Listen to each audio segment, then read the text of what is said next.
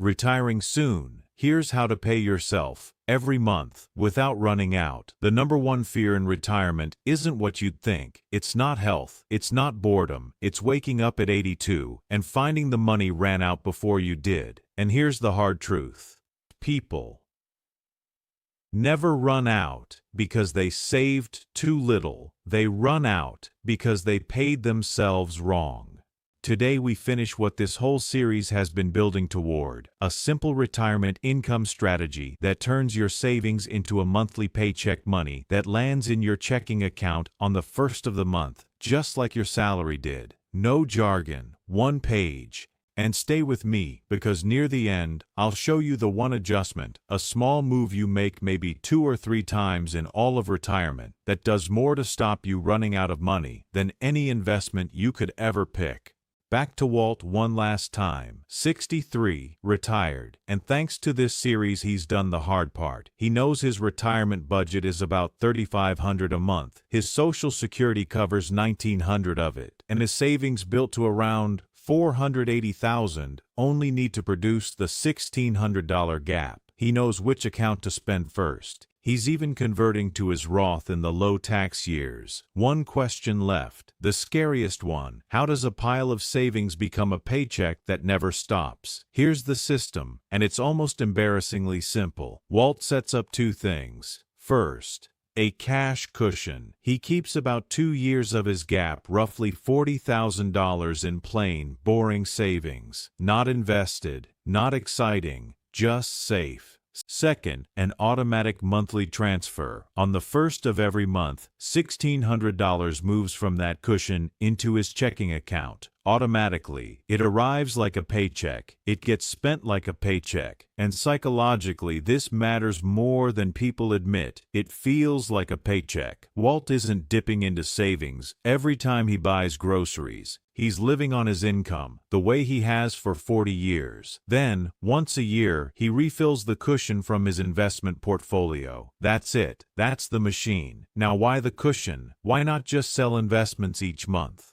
Because of the one villain that quietly kills more retirements than any other. A market crash in your first years. Here's the trap nobody warns you about. If the market drops 40% and you have to sell investments that month to eat, you're selling at the worst possible moment, locking in losses that never get the chance to recover. Do that for 2 or 3 bad years early on, and even a healthy portfolio can bleed out. Planners call it sequence of returns risk. You don't need to remember the name. Just remember what it eats. Retirees with no cash cushion. Walt's 2-year cushion means he never has to sell in a crash. Markets fall. Fine. He's living off the cushion while they heal. That's not a detail, that's the difference between a paycheck for life and a countdown clock. Let's sanity check Walt's math. $1,600 a month is about $19,000 a year. From a $480,000 portfolio, that's a withdrawal rate of about 4%, right at the well-known guideline we covered in Part 3. Under it, historically, money like Walt's has lasted 30 years or more, most of the time.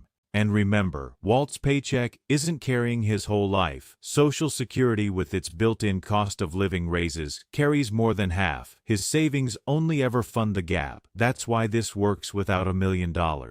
Which brings us to the adjustment I promised, the one move that protects Walt more than any stock pick ever could. In a bad market year, Walt skips his raise. That's it. Most years, he nudges his paycheck up a little for inflation, but in a year when his portfolio is down, he doesn't. He holds his paycheck flat or trims it 5% and lives off the cushion while the market recovers. A $1,600 paycheck becoming $1,520 for 1 year. Barely noticeable at the kitchen table. But inside the portfolio, it's enormous. It's the difference, over 30 years, between money that outlives you and money that doesn't. Rigid withdrawals break retirements. Flexible ones survive almost anything. And you only need to do this maybe 2 or 3 times in 30 years. So here's the whole retirement paycheck on one page. Keep 2 years of your gap in a cash cushion. Auto-transfer your paycheck to checking on the first of the month. Refill the cushion once a year from your portfolio, selling from the right account, in the right order. And in a bad year, skip the raise. 7 lessons ago, Walt couldn't have told you the difference between an IRA and a Roth. He just had a knot in his stomach and a number he was afraid of. Now look at him. He knows his number, and it wasn't $1 million. He knows his 3 tax buckets, the order to spend them, the window to convert them. And on the first of next month, for the first time in his life, Walt is going to pay himself. The knot is gone. Not because the money changed, because the clarity did. That's the whole point of this channel. If Walt's story made retirement finally make sense, subscribe, because next, we're pressure testing his plan against the things that go wrong. Health surprises, inflation spikes, and the years the market doesn't cooperate.